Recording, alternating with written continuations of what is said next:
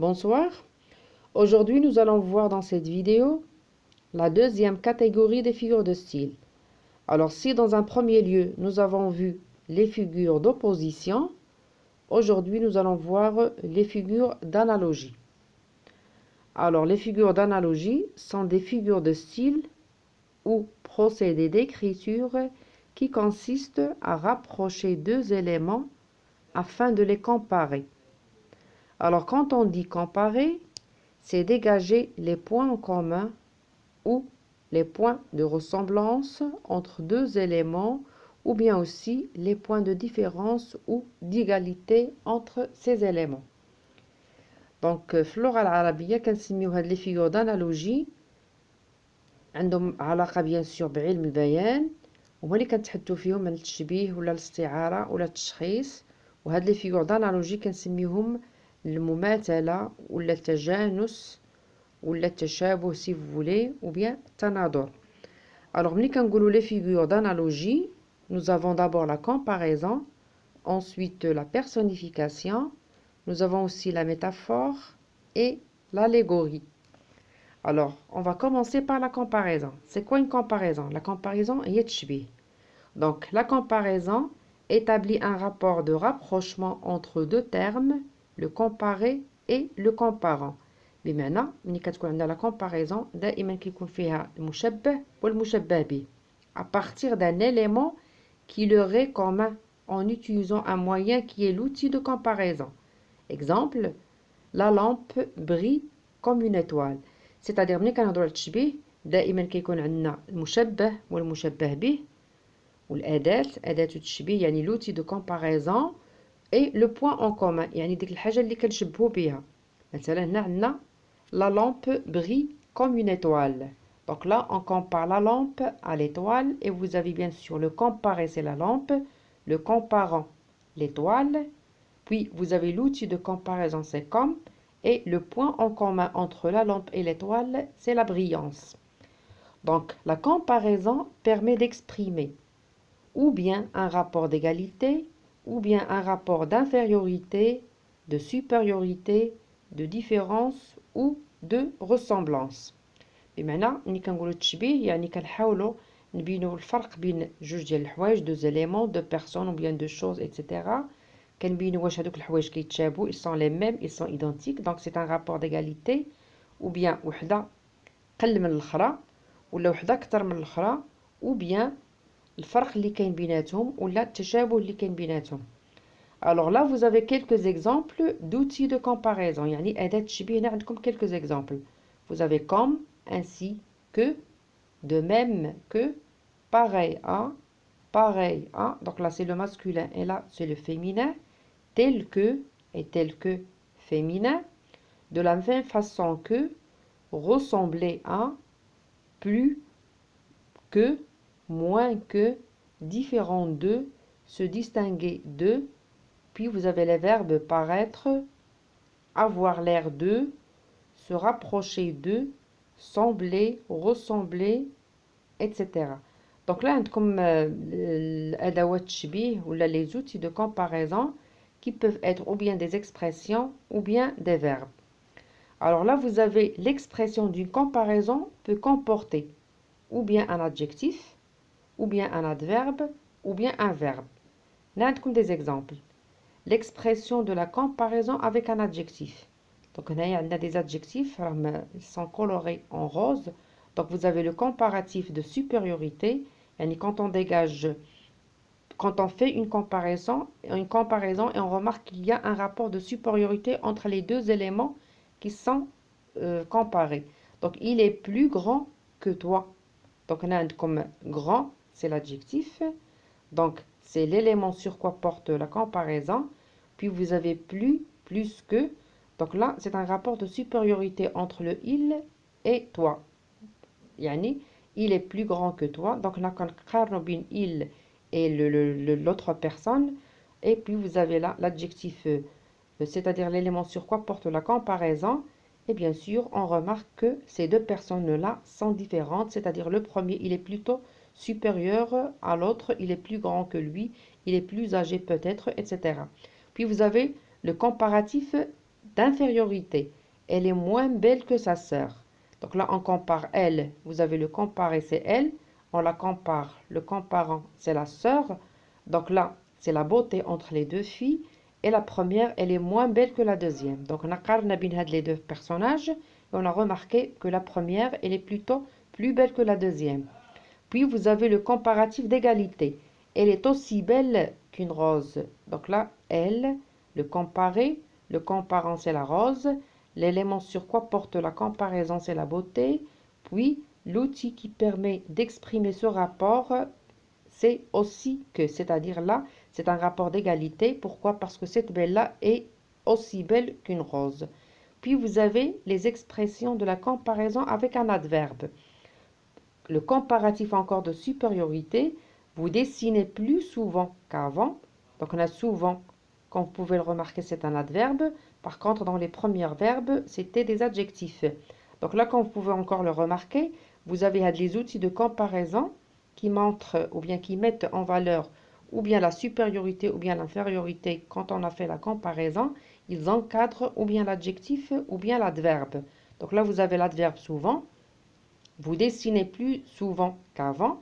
Il y a de la personne là, ce vous. Dans le passé, il dessinait plus.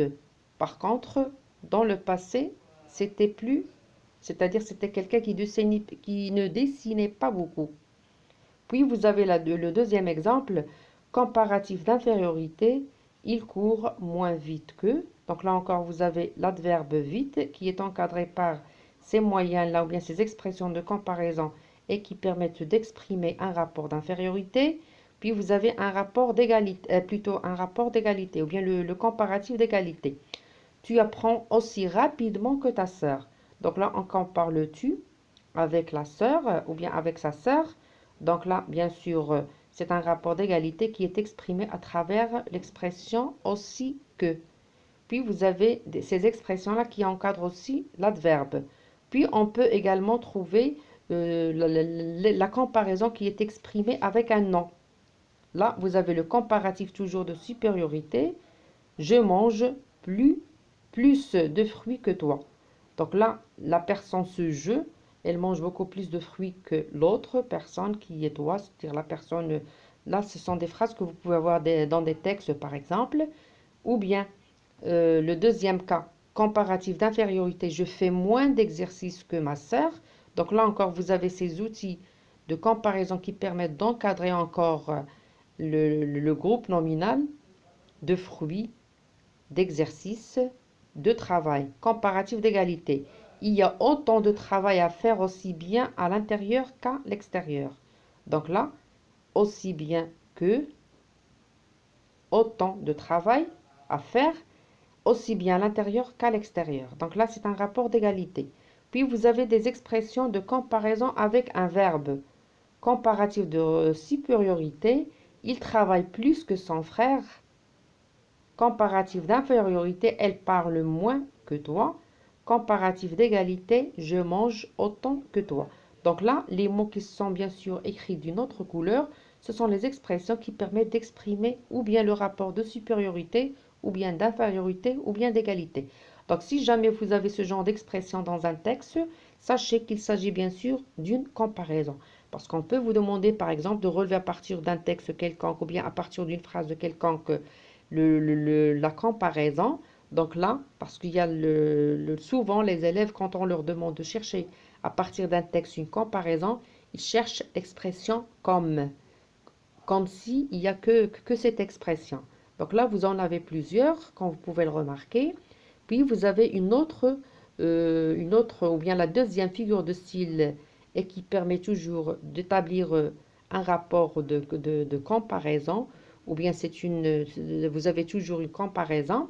Donc c'est la métaphore. Qu'est-ce que c'est que la métaphore? C'est une comparaison elliptique, c'est-à-dire elle est sous-entendue ou bien indirecte. Elle consiste à employer un terme concret dans un contexte abstrait par substitution analogique. بمعنى ملي كنقولوا لا ميتافور هي الاستعارة باللغة العربية. alors ملي كنقولوا الاستعارة يعني لا كومباريزون اللي ما فيهاش لي زوتي دو كومباريزون.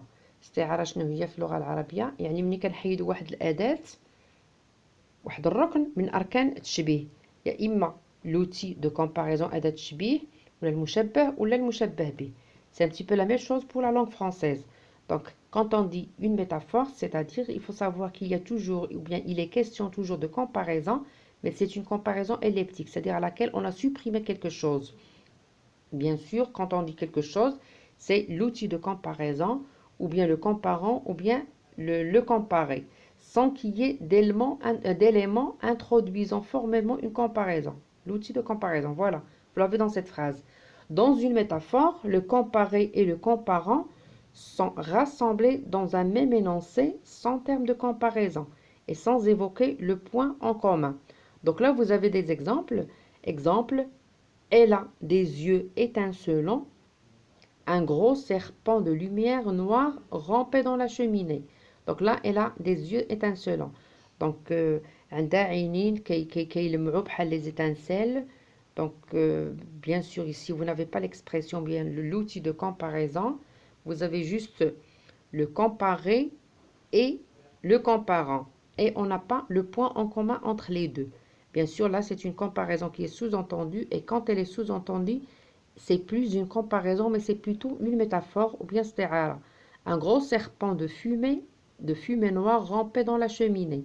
Donc là également, on compare le serpent à la fumée noire qui se dégageait ou bien qui sortait de la cheminée.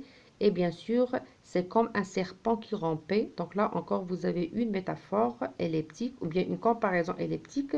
Et donc, c'est une comparaison. Puis, vous avez la personnification. Alors, quand on dit la personnification, c'est quand on représente une chose ou bien une idée sous les traits d'une personne. Elle consiste aussi à donner une caractérisation spécifique à l'être humain, à un objet ou bien une idée. بمعنى ملي كنقولوا la personnification يعني كنعطيو واحد الصفة ديال الإنسان ou bien une chose ou bien une idée ou bien un animal, etc. Là, vous avez quelques exemples. Un petit sourire venant de dériver la face du ciel. En hiver, la nature morne gémit sous le froid, mais au printemps, joyeuse, elle nous berce et nous couvre de sa tendresse. Donc là, comme هاد الكلمات هادو qui sont marquées par le marqueur, ce sont les expressions qui indiquent ou bien qui expriment la personnification. Donc là, on a un petit sourire venait de dériver la face du ciel, c'est-à-dire là, c'est comme si le ciel souriait. Donc le sourire, c'est une caractéristique d'un être humain qu'on a associé à la face du ciel. Puis vous avez en hiver, la nature morne, triste, elle gémit, تتألم sous le froid. Donc طبيعة تتألم sous le froid, mais au printemps, joyeuse, elle est heureuse, elle est contente. Donc là, c'est un sentiment. Et la nature, bien sûr, ne peut pas avoir un sentiment. Elle nous berce et nous couvre de sa tendresse. يعني الطبيعة تحضننا كتعطينا الحنان ديالها etc. Donc là, هادو صفات ديال الإنسان qu'on a donné à la nature. Donc هذه هي la personnification يعني التشخيص كنعطيك واحد الصفة ديال الإنسان لشي حاجة qui est plutôt abstraite ou bien un objet etc.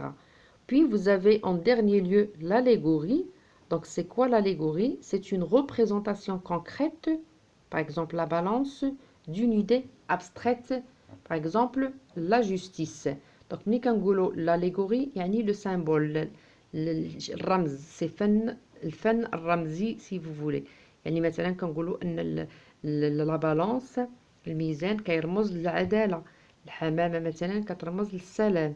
هذه هي l'allégorie. يعني là vous avez un exemple, l'Angleterre est vaisseau au milieu des mers surveillant le continent européen. يعني الشكل ديال l'Angleterre الخريطة ديالها c'est comme un vaisseau, c'est comme بحال شي bateau au milieu des mers qui surveille le continent européen. Donc هنايا هاد le vaisseau كيرمز للبلاد qui est l'Angleterre. et donc هنا قلنا ان l'allégorie هو الرمز، يعني شي حاجه اللي كترمز لشي حاجه اخرى بحال كوم جاي ديال مثلا لا بالانس اللي كترمز للعداله، ولا لو بيجون الحمامه اللي كترمز للسلام etc. Donc là vous avez les figures d'analogie comme j'ai dit.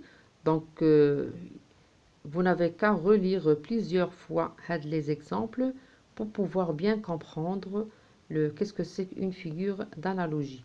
Alors en attendant la troisième catégorie des figures de style, Je vous souhaite une très bonne chance et à très bientôt.